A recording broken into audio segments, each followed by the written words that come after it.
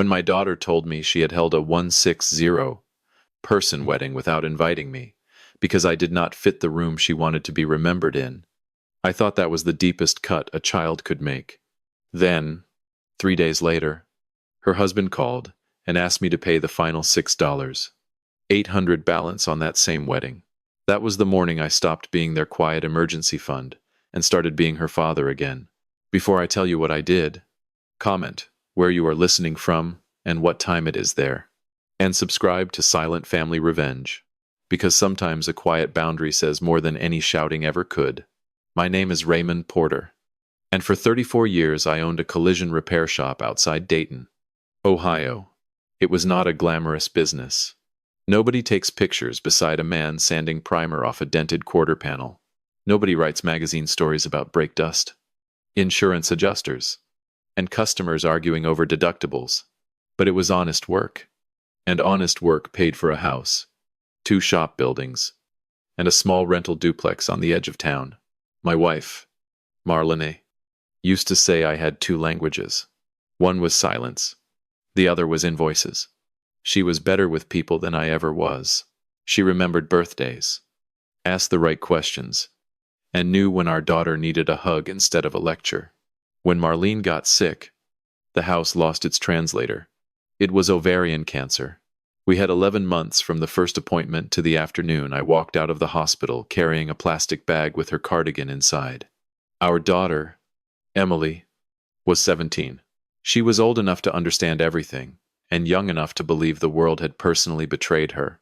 After the funeral, it was just the 2 of us, walking around a house that still smelled like Marlene's lavender hand soap. I made a mistake then. I did not know it was a mistake. I thought I was protecting my daughter from the hole her mother left behind. I softened every hard edge before it reached her. When she missed school, I wrote the note. When she quit the community college program after 1 semester, I told people she was taking time to breathe. When she broke the bumper on her first car, I fixed it after hours and told her not to worry about the bill. By the time Emily was 24, she had moved to Columbus with a man named Preston Hale. Preston was not rude in the obvious way. He shook hands firmly. He wore shirts that looked expensive but not flashy. He called me Raymond from the first Thanksgiving, which felt strange, but I swallowed it. He had the smooth voice of someone who could borrow your ladder and make you thank him for the chance. Emily loved him, or believed she did, and I wanted to believe with her. He worked in digital marketing, which seemed to involve a laptop, coffee shops, and sentences like building a personal brand. I did not understand the work, but I did not need to understand it if it paid their bills. The problem was, it did not. At first, I helped Emily with $600 a month.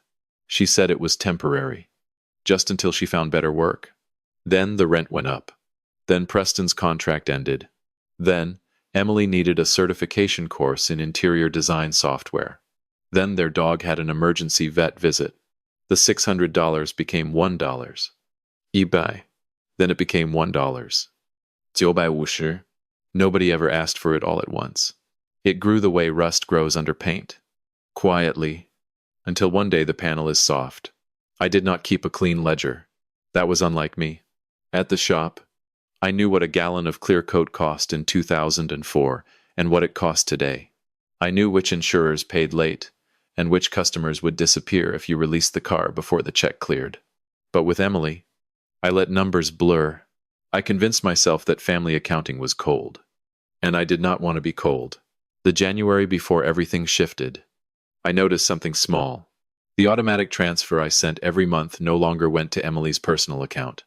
It went to an account under both her name and Preston's. She had texted me a new routing number the previous fall and said it was simpler. I had changed it between 2 estimates at work. I did not even ask why. That spring, I drove to Springfield to look at a used frame machine a retiring shop owner was selling. On the way back, I called Emily. We usually talked on Sundays. Short calls mostly. How was work? How was the dog? Had she eaten anything that did not come in a delivery bag? That kind of father talk. Half clumsy and half love. She sounded cheerful. Too cheerful. Like someone standing beside a door she did not want to open. Then she said, Dad, I need to tell you something before you hear it somewhere else, she said. Preston and I got married 2 weeks ago. I was on Interstate 70, doing the speed limit for once, because there was construction near Enon. I said, "You got what?" She said it again. Married. 2 weeks ago. A small celebration. Very personal. They had wanted to keep it simple. I asked how many people had been there. She hesitated. Around 160. But it still felt intimate. There are moments when pain does not arrive as pain. It arrives as empty space. I remember the orange barrels passing my window. I remember a minivan with soccer stickers drifting too close to the center line. I remember my hand tightening on the steering wheel so hard, the old scar across my thumb turned white. I said, "Emily, why wasn't I there?" There was a silence long enough for me to hear the road hum under the truck. She said, "Dad, please don't make this into something ugly." It was a very curated event. Preston's family knows a lot of people in that world, and we wanted everyone to feel comfortable. That world, comfortable. I looked down at my shirt. It had a small gray smear on the cuff from the frame machine I had just inspected. I suddenly understood that my daughter had not forgotten to invite me. She had pictured me in the room and decided I made the room worse. I told her congratulations. My voice sounded normal, which surprised me. I said I hoped she was happy. She said she was. I said I would talk to her later. And then I hung up before my voice could become anything else. I drove the next 35 miles without the radio. Every exit sign looked sharper than usual. I thought of Marlene. I thought of Emily at 7. Asleep in the back seat after a county fair. Cotton candy stuck in her hair. One shoe missing. I thought of Marlene telling me that a daughter needs guidance. Not just rescue. I had nodded then. Because nodding was easy. On the third morning, Preston called me. He sounded relaxed. Almost warm. He said, "Raymond, I wanted to check in man to man. I know Emily told you about the wedding, and I hope there are no hard feelings. The guest list was complicated. You know how these things get." Then he said, "The reason I'm calling is that the venue balance landed at a rough time. We are short by $6. Babe. And Emily is stressed. I figured you would rather help than see her start married life under that kind of pressure." I repeated the number because numbers have a way of clearing fog. $6,800. He said, "Right. On top of the monthly, just this, once. We can call it a wedding gift." I looked across my kitchen table at the framed picture of Marlene holding Emily on the day we brought her home from the hospital. Marlene looked exhausted and radiant. I wondered what she would have done with that sentence. A wedding gift for a wedding I was not welcome to attend. I said, "Preston, did you and Emily talk before this call about whether it might be wrong to ask me to pay for a room? You decided I should not stand in." He gave a small laugh. Not because it was funny, but because he was buying time. Then he said, "I think you're taking it too personally. This is family." There it was. Family.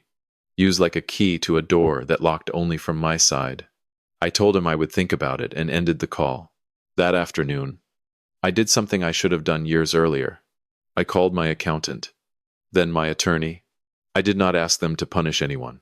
I asked them to help me see clearly. Clarity is not revenge. Clarity is the part that comes before self-respect. My accountant pulled 7 years of transfers, checks, and reimbursed expenses. When he called back 2 days later, he sounded careful, the way professionals sound when they know the facts will hurt. Between monthly support, emergency payments, medical bills, of course, moving costs, car repairs, and rent gaps, I had sent Emily and Preston approximately $118. Sube, $118,400. That was more than my first shop building had cost me when I bought it from a bank that wanted it off their books. It was more than a man making $18 an hour would earn in 3 full years before taxes. It was not pocket change just because I could afford it. It was a record of my fear, dressed up as generosity. My attorney reminded me that Emily was listed as successor on the holding company that owned the smaller shop building, and she was the primary beneficiary on 2 accounts I had set up after Marlene died. I had done that when Emily was 19, imagining the woman she would become, if I loved her hard enough. But estate plans should be built around reality, not imagination. I did not send the $6. Babe. I also stopped the automatic monthly transfer. I texted Emily one sentence. I am reorganizing my finances and will not be sending support this month. She did not answer for almost a day. Then she wrote. What does that mean? I wrote. It means exactly what it says. The phone rang 10 minutes later. When I answered, I heard a version of my daughter I had not heard before. Not the little girl from the county fair. Not the grieving teenager. Not even the distracted adult who called while doing something else. This was a grown woman with panic in her voice and entitlement underneath it. She said, Dad, you can't just stop. We have rent. We have vendor payments. Preston already told people we had it handled. I said. Then Preston spoke too soon. She snapped. You're doing this because of the wedding. I said. The wedding helped me understand the situation. It didn't create it. She said. That's so unfair. I asked. Which part is unfair? The part where you had 160 people watch. You get married and decided your father didn't belong there. Or the part where your husband asked me to pay the balance after the fact.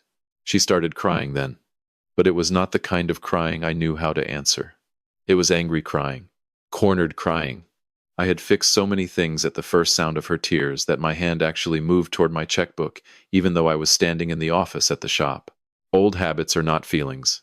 They are muscles. She said, You have enough. Dad, you know you do. That sentence landed harder than if she had cursed at me. She was not trying to be cruel. She believed it. She believed my having enough turned her asking into something harmless. She believed abundance canceled respect. I said, I do have enough, Emily, but enough does not mean everything I have belongs to whoever can make me feel guilty fastest. I said, I love you. I want a real relationship with you. I want to know your life, not just fund it, but I am finished paying for a life where I am useful enough to bill and embarrassing enough to hide. I said, if you want to have dinner and talk about us, I am here. If you want advice on making a budget, I will sit with you. If you want me to cover your bills, the answer is no. She said, Preston is going to lose his mind. I said, then Preston can learn what invoices feel like. I hung up because I knew if I stayed on the phone, I might start negotiating against myself. The next few weeks were not loud. Not in the way people imagine. There was no doorstep confrontation. No dramatic speech in the rain. What happened was worse in some ways because it was ordinary. Bills came due. Phones rang. Messages arrived. Silence sat in the spaces where my daughter used to be. Preston called 5 times. I answered once. He told me I was jeopardizing their marriage over pride. I told him a marriage that depended on my monthly transfer was already in trouble. He said I was acting small. I said small was hosting a wedding and sending the bill to the man kept outside the door. After that, I stopped answering. I met with my attorney the following Thursday. We changed the beneficiary arrangements. The shop buildings would not pass directly to Emily without structure. A portion would go into a trust with conditions. Another portion would fund scholarships at the vocational school where I used to hire apprentices. I did not do that to humiliate her. I did it because I finally understood that giving without wisdom is just another way of abandoning someone. About 6 weeks after I stopped the money, I drove to a trade school on the north side of town to look at a senior project show. One of my former apprentices taught there now, and he had invited me. I almost did not go. I had become used to going home after work and letting the house stay quiet. But I went. There were young men and women standing proudly beside engines, cabinets, wiring boards, welded frames. Their hands were nervous and dirty. Their parents took pictures. Teachers bragged. I watched a 19-year-old girl explain a paint-matching process with more confidence than some grown men I had hired. And something in my chest loosened. For the first time in months, I did not feel only like a father who had been left out. I felt like a man who still knew how to put value into the world. Emily did not contact me for almost 2 months. Preston sent one text that said, "Hope you're proud." I did not respond. Pride had nothing to do with it. I was not proud. I was grieving something that had not died all at once.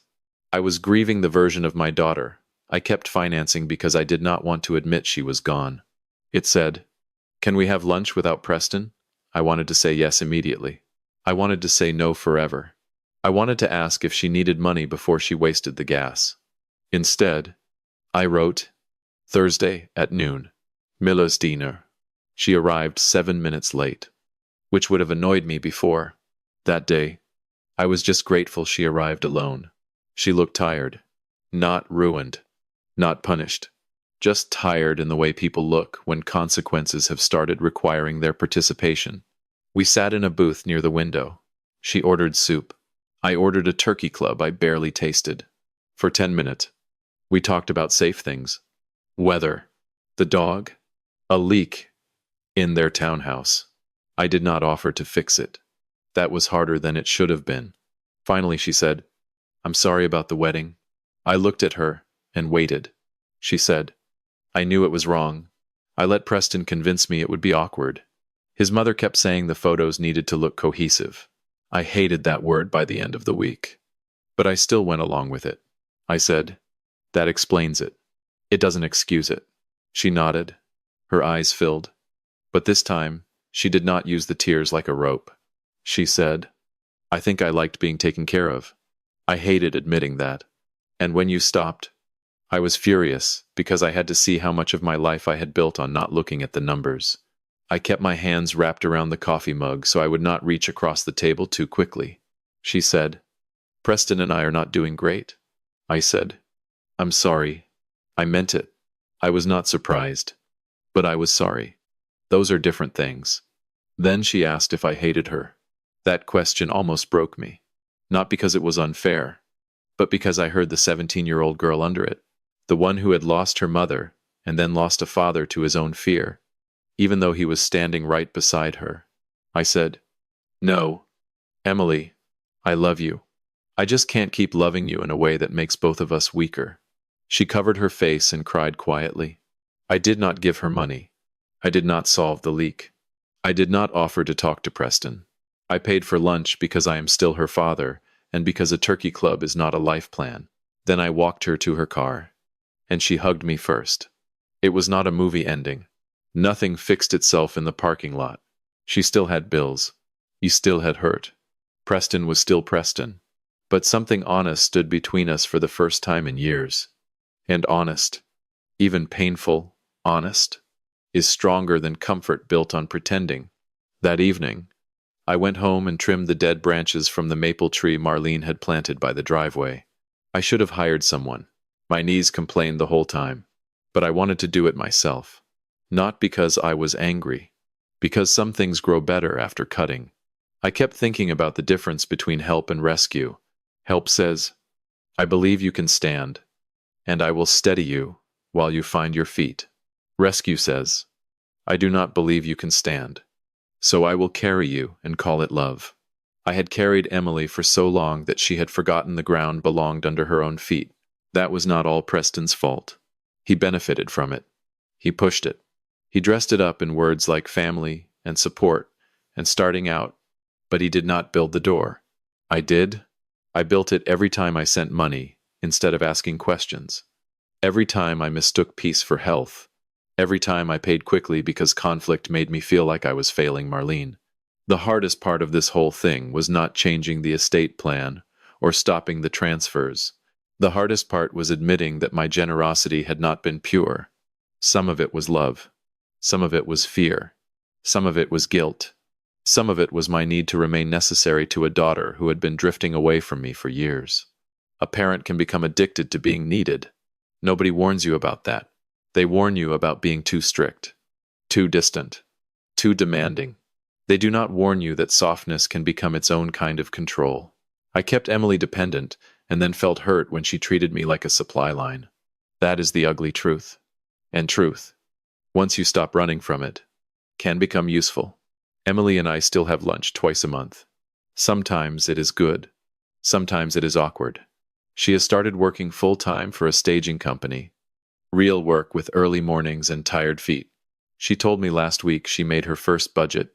It was messy and optimistic, but it was hers. I did not correct every line.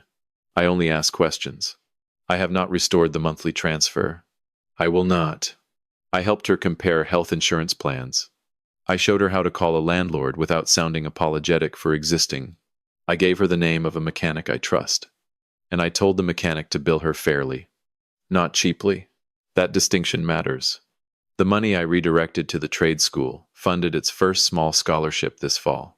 The recipient was that young woman who explained paint matching like she was born holding a spray gun. When she shook my hand, her palm was rough with work. I thought of Emily at 17. I thought of Marlene. I thought of all the ways love can arrive too late and still do some good. If you have listened this far, maybe you understand that my revenge was not loud. I did not expose anyone. I did not ruin a marriage. I did not shout at a reception or post screenshots online. I simply stopped paying for a life that had no room for me except on the invoice. That is what I want other parents to know. Comfort is not always kindness. Sometimes comfort is the pillow we press over the truth because we cannot stand the sound of someone we love struggling. But struggle is not the enemy. Struggle is where people meet themselves. If you keep stealing that meeting from them, do not be shocked when they grow up unable to recognize their own strength. Marlene once told me, let her fall close enough that she knows you're there, but far enough that she learns her legs work. I forgot that. Grief made me forget. Fear made me forget. Money made forgetting easy. If this story stayed with you, comment where you are listening from and what time it is there. And subscribe to Silent Family Revenge for more stories where the quietest decision in the family becomes the one nobody forgets.